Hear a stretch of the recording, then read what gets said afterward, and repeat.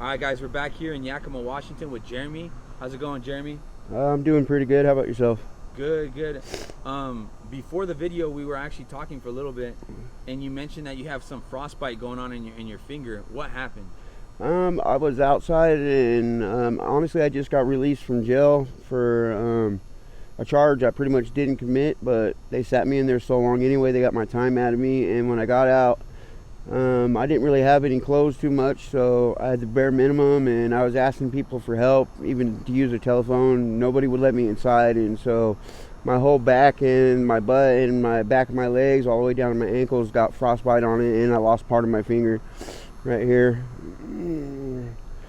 Wow, bro, is that bone? Yeah, that's bone that's sticking out of the hand right there, and I've been trying to get help for it through the medical, and they just seem to, want to pass me by. I go to Memorial, and they kick me right out the door, Yeah, what happened to the rest of your finger? Did you cut it off, or what happened? No, it just kind of fell off. Whoa. It got black. It got black, all the way black right there, and it slid off. The skin slid off right here, and then the top of my finger, it broke, and I had a fracture break. And when it broke, there was no feeling in it whatsoever. It just went dead. If I take you to the hospital right now, what will happen? They won't let you in, or what? No, they let me in the door, but they'll tell me I have to wait. And then when I go in and see them, I ask them for antibiotics, and I ask them for something for the pain, and they don't give me nothing for the pain, obviously, because of my prior history. I got prior drug history and overdoses with them, and because of that, they do not give me any medications. So I could have my whole hand cut off, and they wouldn't give me nothing for the pain. What level of pain are you going through right now? I'm going through like a 10. I also have these right here on my back. What is that? I don't know. I think you see all the splotchiness. Yeah. All that splotchiness is from the frostbite, and then this right here is a big abscess. I wanted to get antibiotics from them to get it fixed, and they didn't even give me no antibiotics for it. So how old are you, brother? I'm 42. 42 years old. Yeah. How long have you been out here in the struggle? Off and on for like 15 years. 15 years. And how have you? What kind of struggles besides what you're showing me have you had to go through? Well, I go through mental health issues. I went to prison like 7 times in and out for stealing, basically, to try and support my habit and try to live, get food, get shelter, anything I could get. And so because of my homelessness and my ADD, ADHD, my mental issues, it's real hard. And every time they set appointments up for me, I miss the appointments because I don't have a phone, I don't have a car, no way to get there, and honestly, I'll just forget the date, and it kind of sucks, Do you have any kids? No. That's good, bro, that you don't have kids out in the struggle, you know what I mean? Yeah.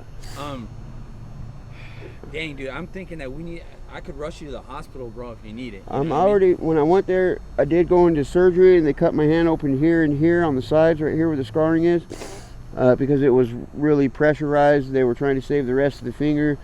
And they didn't give me no painkillers, obviously, so I left to get something on my own to get the pain. This was a while back, like 2 months ago, 3 months ago.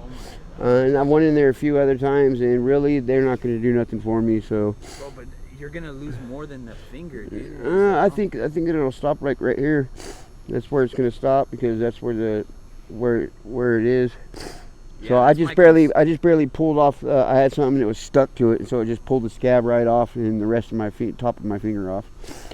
So that's it just kind of fell off. Man, yeah. That you could lose more than just. Yeah. So yeah, I'm actually gonna go into Connections and see if I can get it wrapped and stuff by them. Sure. So, and they're just right here. I'm gonna ask them. They take free patients in, and they're pretty good about wrapping it up. Yeah. Wow. This is just all stuck. And stuck something, bro? Doing these videos, I've seen a lot of situations like that with frostbite and stuff.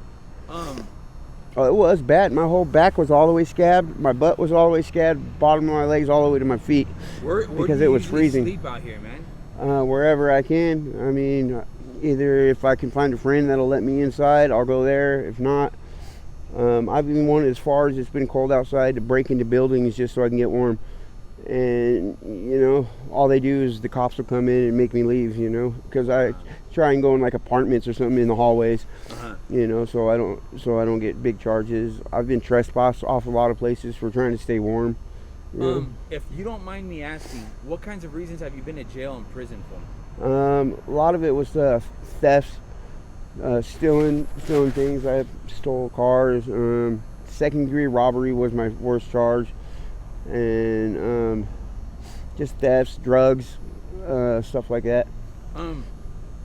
What kind of drugs do you currently do right now? I do Percocets and methamphetamines. How many blues do you do a day? I don't know, probably like 10 average. About 10, huh? Yeah. And how much do they cost out here in the streets? They go for about $5 a piece. $5 a piece. Yeah. Now, does that help your pain that you go through? Sure, yeah, it absolutely does. Numbs everything. And like you said, you can't get like oxycodone and stuff like that No. because of your drug past. Right. So it's a struggle. I can only imagine the pain you're going Yeah, I through. went in there, they prescribed me Tylenol. Yeah, and I mean that doesn't help. huh? Not when you have your whole body's going through Different pains. And man, struggles. it's just the nerves on it was just unreal. So, does your family ever come to check up on you? No, my family, most of my family's dead. My mom, my dad, they're all dead. I don't really have no family. I got a sister, but I don't know where she's at and what she's doing. She's somewhere around. How do you feel that average people usually treat homeless? Pretty bad. They kind of just walk over us or ignore us or think down on us, you know. Yeah. It's just what it is. How do you feel that homeless treat other homeless? Well, fairly good. They try to help each other out because they're all going through the same struggle. They're all going through the same pains. And so if one has it, and they're always willing to share, you know. For sure. You know, or if they have extra money, they'll kick you down. I've seen some of the people that don't really have money walk up and hand me a $5 bill, you know, when I'm flying a sign or doing something. For sure. Yeah. What short-term plans do you have? One, to get healthier, and two, to try to make it out of the struggle. Well, I've been working on trying to get my SSI and stuff like that, so I could get a place and get on the HIN program down there through the welfare office. But like I said, it's every time I go in there, it's a 2-month wait, and they want to call your phone back to do the interview, and by that time I done lost my phone or sold it, one of the two, and so they can't even contact me. What message do you have for the youth about homelessness? Well, if it's for the youth, about homelessness, well, you're out here struggling if you are homeless, and it gets very cold, obviously. You can have all kinds of diseases and problems, so just, you know, try to stay away from drugs or find another way to deal with your problems, because it always leads to homelessness or prison or death. And, you know, just keep your heads up and talk to somebody else. You know, if you have problems, talk to them and work it out. Do it that way. Sorry about that, bro. I didn't mean to cut you off. Have you ever overdosed before? Yeah, I've overdosed probably about 20 times. Wow. Yeah, I've had a lot of ambulance rides to the hospitals. The last ambulance ride was very scary. I tried that fentanyl powder that was going around, and I took one hit and it killed me. And my sugar level was so low, it was at like a 10, so I was comatose with my sugar level. I don't have diabetes, so they were wondering why it was so low. And I don't remember nothing. I remember taking the hit, and I remember waking up at the hospital with them shoving some sweet stuff down my throat for the to get sugar in me, and Narcan in me to try and bring me back. They said I was one of the number one people that took the most Narcan, and they couldn't believe how much they were putting in me.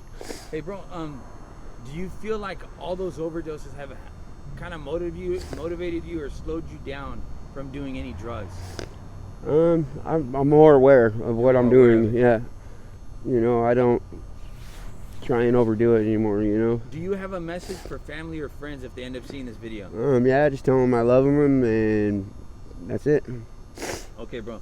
And once again, can I take you to the hospital? Not at this time. I'm not trying to go right now. I've already been there, like I said. I'm going to walk over here to the Connections. It's just right around the corner. Actually, it's literally a block over. Would you be okay with doing a follow-up interview in the future? Yeah, sure. And would you be okay with me posting this on my YouTube channel? Yes, I will. Okay, bro. You stay safe out here. Okay.